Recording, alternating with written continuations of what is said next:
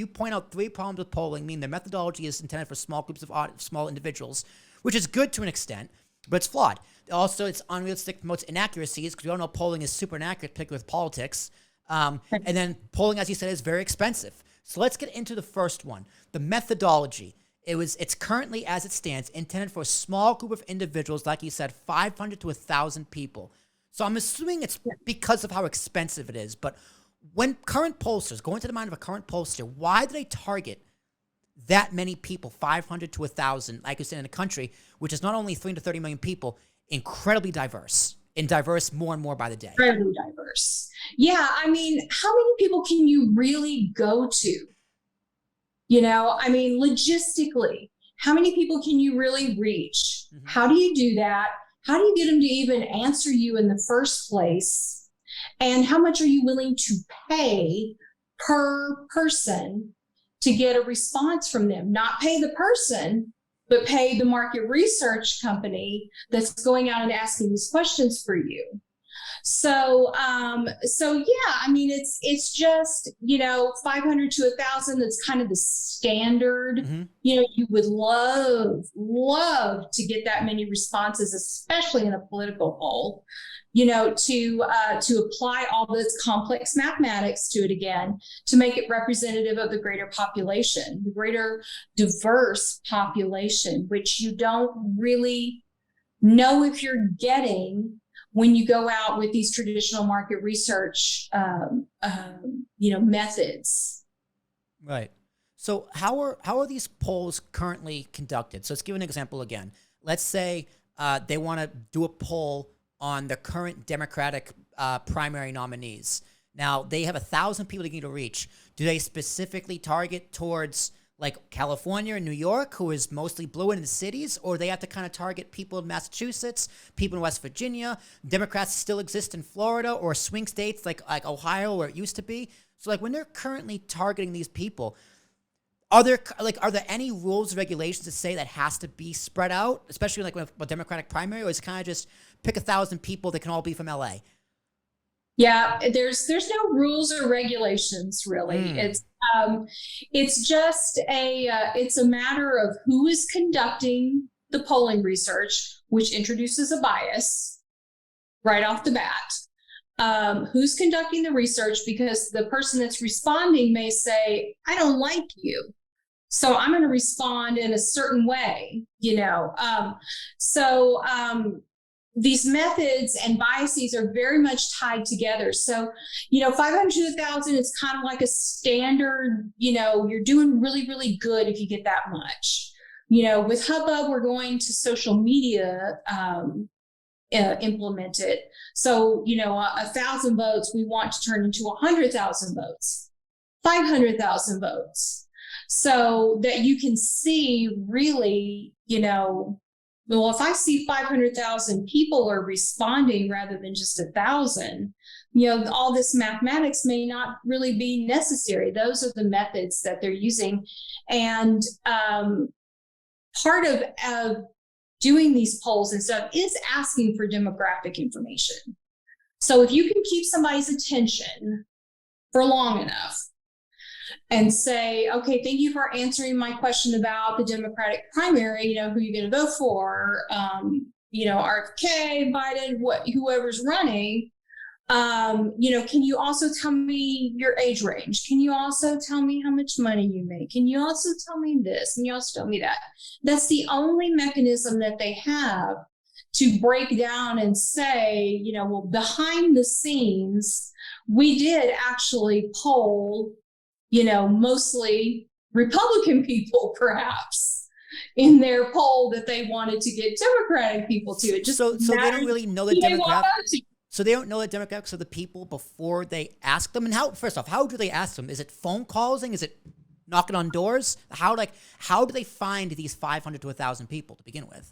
Most of the way that it's done today is by panels. So there's people that have agreed to participate in a panel, and they get, very small, trivial incentives, not cash, or, they get right. And how do they reach out to those people? So how does one get on the panel?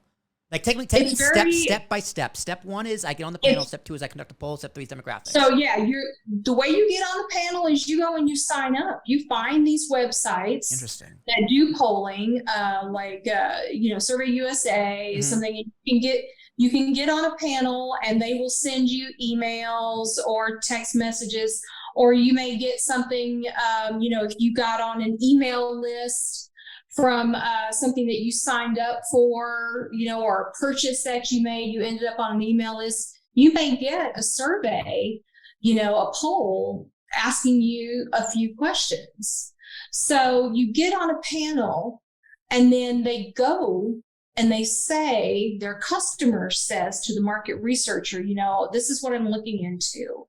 I want to know about what African Americans feel about the Democratic primary.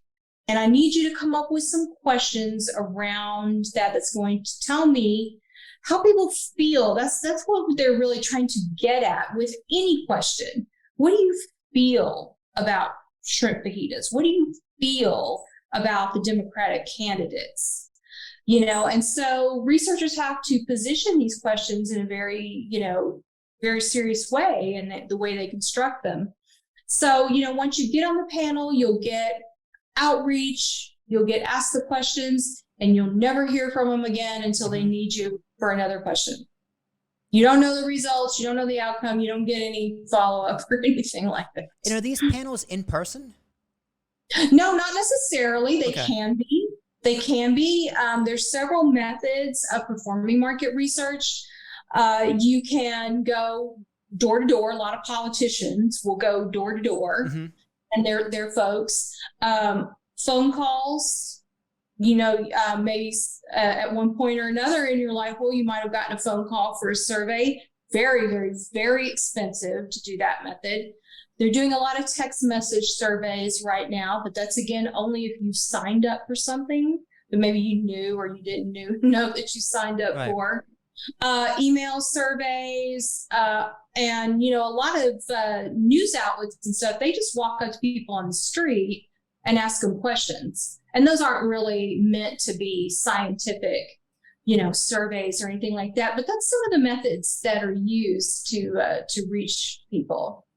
Scientific, I never even thought of that word. Is there, because obviously any idiot can go on the street and ask people questions, but is there a scientific method behind the current system of polling? Like I know there's ways, like we're going to get into how they ask questions to get a specific answer in a little bit, but in terms of just getting people to answer questions, there's an actual method, scientific method behind getting those people. Yes. Interesting. Yes, not necessarily getting those people, or any people, because I've always thought of polling as like the Nielsen family, like they use the Nielsen boxes to track the ratings. But it's like I have never met a Nielsen person, and I have never met someone who's participated in an actual poll. So it's like, where do these people come from? Where do these people actually come from? If somebody asked you your opinion about something. Yeah, like I want to know where can I sign up, because I would love to partake in some of these polls just out of sheer curiosity.